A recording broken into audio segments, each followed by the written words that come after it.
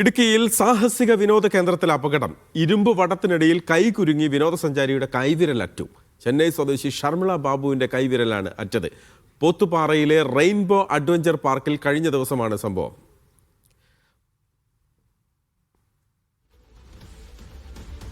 പോത്തുപാറയിലെ rainbow adventure എന്ന സ്ഥാപനത്തിലാണ് ഇത്തരത്തിൽ ഒരു ദാരുണമായ സംഭവം ഉണ്ടായത്. കഴിഞ്ഞ ദിവസം അപകടമുണ്ടായി. പക്ഷെ അതിൻ്റെ ഏറ്റവും വലിയ ദുഃഖകരമായൊരു കാര്യം എന്ന് പറയുന്നത് ഈ സ്ഥാപനത്തിന് പ്രവർത്തിക്കാനുള്ള ലൈസൻസ്, അവിടെയുള്ള റൈഡുകൾക്ക് ലൈസൻസ് ഉണ്ടോ എന്ന കാര്യത്തിൽ അവിടുത്തെ പഞ്ചായത്ത് അധികൃതർക്ക് കൃത്യമായ അറിവില്ല, DTCPCക്ക് കൃത്യമായ അറിവില്ല എന്നുള്ളതാണ് അതിൽ വളരെ സങ്കടകരമായിട്ടുള്ളൊരു കാര്യം. ഇത്രയും വലിയ സഞ്ചാരികളെത്തുന്ന ഇടുക്കിയിൽ ഈ തരത്തിലുള്ള വലിയൊരു അപകടം ഉണ്ടായിട്ടും അതിനുശേഷമാണ് ആ സ്ഥാപനത്തിന് ലൈസൻസ് ഉണ്ടോ എന്ന് പോലും പരിശോധിക്കുന്നത് എന്നുള്ളത് വളരെ ഗൗരവമുള്ള കാര്യം കൂടിയാണ്. മുഹമ്മദ് ആഷിഖ് ഇടുക്കിയിൽ നിന്ന് ചേരുന്നുണ്ട്. ആഷിഖ്, ഇതിപ്പോൾ ഈ സ്ഥാപനത്തിൻ്റെ നടത്തിപ്പുമായി ബന്ധപ്പെട്ടുള്ള ബാക്കിയുള്ള കാര്യങ്ങൾ അതിനേതെങ്കിലും തരത്തിൽ നോട്ടീസ് കൊടുക്കുകയോ അവിടെ അനുമതി ഉണ്ടോ എന്നുള്ള കാര്യങ്ങൾ തേടുകയോ അത്തരത്തിലുള്ള കാര്യങ്ങളിലേക്ക് ഇപ്പോൾ പഞ്ചായത്തോ DTPCയോ പോയിട്ടുണ്ടോ? എന്തുകൊണ്ടാണ് ഈ ഒരു അപകടം സംഭവിച്ചതിന് ശേഷം മാത്രം ഈ കാര്യങ്ങൾ പരിശോധിക്കാൻ തുനിഞ്ഞിറങ്ങുന്ന ഒരു അവസ്ഥ എന്താണ് അവിടെ ഉണ്ടാകുന്നത് ആഷിഖ്? മഹേഷ്, ഞാൻ നേരത്തെ ചൂണ്ടിക്കാണിച്ചു തന്നെയാണ് അതിനകത്ത് പ്രശ്നം. ഇത് ഒരു പുതിയൊരു മേഖലയാണ്, പുതുതായിട്ട് വലിയൊരു ബൂം ഉണ്ടായിരിക്കുന്ന മേഖലയാണ്. ഇടുക്കി ജില്ലയിലെ ഹൈറേഞ്ചിൽ വിപുലമായി തന്നെയും ഇത്തരം സ്ഥാപനങ്ങൾ നിരവധി ഈ അടുത്ത കാലത്ത് പൊട്ടിമുളച്ചിട്ടുണ്ട് എന്ന് തന്നെ പറയാം, നിലയിൽ തന്നെ പറയേണ്ടിയിരിക്കുന്നു എന്നുള്ളതാണ്.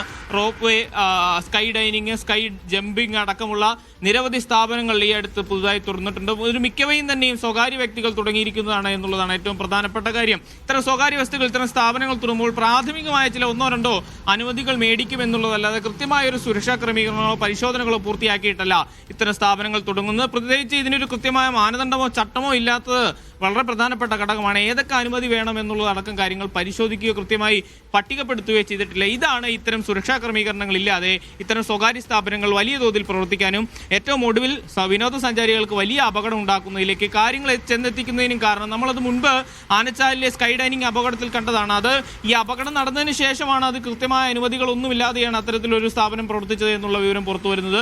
ഇപ്പോൾ ഈ ഉണ്ടായിരിക്കുന്ന സംഭവത്തിലും ചെന്നൈ സ്വദേശിയുടെ കൈ അറ്റുപോയ സംഭവത്തിൽ ഇതേ പ്രശ്നം തന്നെയാണ്. ഇങ്ങനെ ഒരു അപകടം ഉണ്ടായതിനെ തുടർന്ന് മാധ്യമപ്രവർത്തകരടക്കം തിരക്കുമ്പോഴാണ് കൃത്യമായ സുരക്ഷാ ക്രമീകരണം. ഞാൻ ആഷിഖിലേക്ക് വരാം. ഇപ്പോൾ വെള്ളത്തൂവൽ ഗ്രാമപഞ്ചായത്ത് പ്രസിഡന്റ് ജോർജ് തോമസ് നമുക്കൊപ്പം ചേരുകയാണ്. പ്രസിഡന്റ്, ഈ സ്ഥാപനത്തിന് അനുമതിയുണ്ടോ?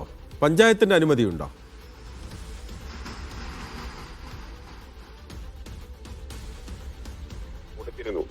അവിടുത്തെ എല്ലാ പ്രവർത്തനങ്ങളും ഏകോപിപ്പിച്ചതിന് ശേഷം അതിന്റെ പ്രവർത്തനം ആരംഭിച്ചാൽ മതി എന്നാണ് പഞ്ചായത്ത് പറഞ്ഞിരുന്നത്. പക്ഷെ അവിടെ ഒരു സ്വകാര്യ വ്യക്തി അവിടെ ഒരു അഡ്വഞ്ചർ ടൂറിസവുമായി ബന്ധപ്പെട്ട് ചില സംവിധാനങ്ങൾ അവിടെ ഒരുക്കിയിരുന്നു. അവിടെ കുറെ ആളുകൾ പോകുന്നുണ്ടായിരുന്നു. പിന്നെ അവിടെ ഒരു വെള്ളച്ചാട്ടമുണ്ട്, ചെറിയമ്മക്കര വെള്ളച്ചാട്ടം എന്ന് പറഞ്ഞ് അങ്ങോട്ട് വെള്ളച്ചാട്ടത്തിലേക്ക് ആളുകൾ പോകുന്നു. ആ വെള്ളച്ചാട്ടത്തിന്റെ അവിടെ അപകടം ഉണ്ടാകാൻ സാധ്യതയുള്ളത് കൊണ്ട് ഞങ്ങൾ നേരത്തെ തന്നെ പറഞ്ഞിരുന്നു, അങ്ങോട്ടുള്ള വഴിയെല്ലാം പഞ്ചായത്താണ് പണിതിരുന്നത്. അതോടൊപ്പം തന്നെ അവിടെ ഈ മറ്റ് സൗകര്യങ്ങൾ ഒരുക്കാനുണ്ട്. പ്രാഥമിക ആവശ്യങ്ങൾക്കുള്ള സൗകര്യം ഒരുക്കുന്ന ആ ജോലിയിലൊക്കെ പഞ്ചായത്ത് ഏർപ്പെട്ടിരിക്കുകയാണ്. അപ്പൊ അതുകൊണ്ട് കഴിഞ്ഞ ദിവസം തന്നെ ഞങ്ങൾ പറഞ്ഞിരുന്നതാണ് അവിടെ കൂടുതൽ പ്രവർത്തനം നടത്തരുത്, അവിടെ എല്ലാ ക്രമീകരണവും ഉണ്ടായതിനു ശേഷം മാത്രം മതിയെന്നും വെള്ളച്ചാട്ടം ഉള്ളത് കൊണ്ട് മഴക്കാലമായി കഴിയുമ്പോൾ കൂടുതൽ അപകട സാധ്യതയുണ്ട്, അതുകൊണ്ട് ആളുകൾ അങ്ങോട്ട് അടുക്കാത്ത തരത്തിലുള്ള ക്രമീകരണങ്ങളൊക്കെ ഉണ്ടാക്കിയതിന് ശേഷം നന്നായി പ്രവർത്തിച്ചാൽ മതി എന്ന് പറയുകയും ഞങ്ങൾ പഞ്ചായത്തിന്റെ സബ് കമ്മിറ്റി തന്നെ അവിടെ പോവുകയും കാര്യങ്ങൾ പഠിക്കുകയും ചെയ്തതാണ്. അതിനിടെ അപകടത്തിന് ശേഷമാണോ പ്രസിഡന്റ്? ഈ അപകടത്തിന് ശേഷമാണോ? അപകടത്തിന് മുമ്പാണ്. അപ്പോൾ അതിന്റെ പ്രവർത്തന അനുമതി ഇല്ലാതെയാണ് ഈ അപകടം നടന്നിരിക്കുന്നത്. പഞ്ചായത്തിന് അനുമതി ഇല്ലാത്ത സമയത്താണ് എന്നാണ് പറയുന്നത്. പഞ്ചായത്തുമായി ബന്ധപ്പെട്ട അനുമതിയൊന്നും കൊടുത്തിട്ടില്ല. അവിടെ അഡ്വഞ്ചർ ടൂറിസവുമായി ബന്ധപ്പെട്ട് കളക്ടറേറ്റിൽ നിന്ന് എന്തോ അനുമതി ഉണ്ട് എന്നാണ് അത് നടത്തുന്ന ഒരാൾ, അവന്റെ സണ്ണി എന്ന് പറയുന്ന ആൾ എന്നോട് സംസാരിച്ചിട്ടുള്ളൂ. ഇനി ബാക്കി കാര്യങ്ങൾ ഞങ്ങൾ അടുത്ത ദിവസം തന്നെ ചെയ്തിട്ടുണ്ട്, പോലീസും ഒക്കെ ആയിട്ട് ബന്ധപ്പെട്ടിട്ടുണ്ട്. ബാക്കി കാര്യങ്ങൾ നാളെ ഞങ്ങൾ അവിടെ പരിശോധിച്ച് അത് ഒരുപക്ഷെ തൽക്കാലത്തേക്ക് നിർത്തിവെക്കും. അവിടെയുള്ള പ്രവർത്തനങ്ങളൊക്കെ മിക്കവാറും നിർത്തിവെക്കാനാണ് സാധ്യത. അതാണ് ഞങ്ങൾ ആലോചിച്ചുകൊണ്ടിരിക്കുന്നത്.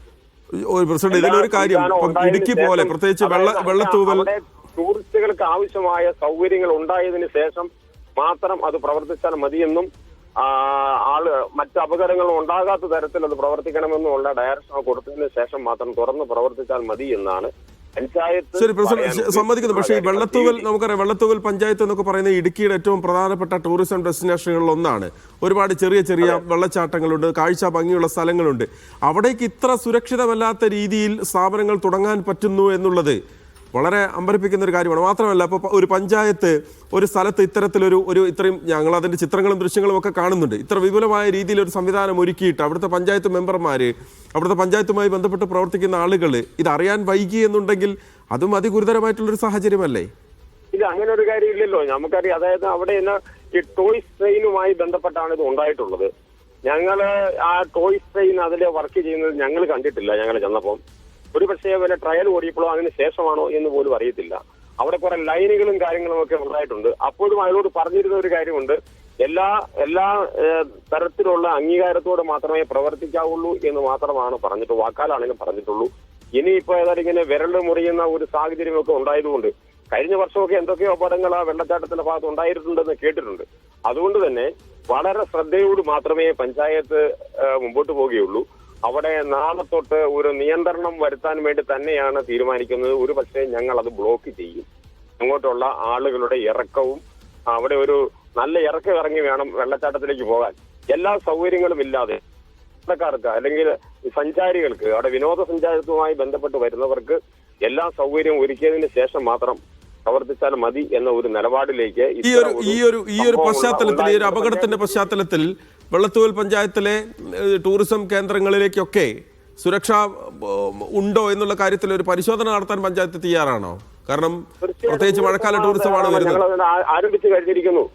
അതിന്റെ എല്ലാ പ്രവർത്തനങ്ങളുമായി ഞങ്ങൾ ഇന്നലെ തന്നെ തുടങ്ങി വെച്ച് കഴിഞ്ഞു. നാളെ ഞങ്ങൾ അതിന്റെ എല്ലാ തരങ്ങളിലും അതിന്റെ നിയന്ത്രണം ഏർപ്പെടുത്തിക്കൊണ്ടും വിനോദസഞ്ചാരികളായി വരുന്ന ആളുകൾക്ക് അടിസ്ഥാന സൗകര്യങ്ങൾ ഒരുക്കുന്ന കാര്യത്തിലും മറ്റെല്ലാ ക്രമീകരണത്തോടുകൂടി മാത്രം അത്തരം സ്ഥലങ്ങളിൽ പ്രവർത്തിച്ചാൽ മതി എന്ന് തന്നെയാണ് ഞങ്ങൾ കണക്കാക്കിയിട്ടുള്ളത്, തീരുമാനിച്ചിട്ടുള്ളത്.